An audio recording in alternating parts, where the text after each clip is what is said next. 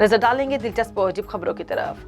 मौसम गर्मा में फैमिली तफरीहात के लिए स्विमिंग पूल्स और वाटर पार्क्स का रुख करते हैं, लेकिन ख्याल रहे अगर पूल का पानी आलूदा तो तफरी तिब्बी मसाइल का सबब बन सकती है।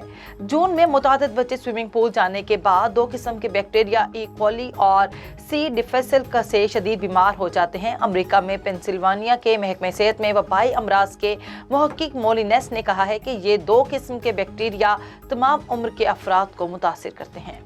अमूमन तो छतरी का काम ही बारिश से बचाना होता है, लेकिन चीन में एक नई छतरी मुतारिफ करवाई जा रही है जो लाखों रुपए की होने के बावजूद भी बारिश से महफूज नहीं रखेगी। ये छतरी चीनी सोशल मीडिया प्लेटफॉर्म पर तनकीद का निशाना बन गई।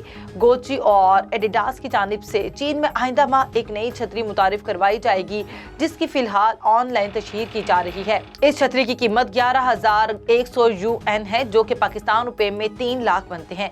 ब्रांड की जानिब से ये भी कहा गया है कि ये छतरी वाटर प्रूफ नहीं है, बल्कि इसे सिर्फ सूरज से बचाव और सजावट के लिए इस्तेमाल किया जा सकता है।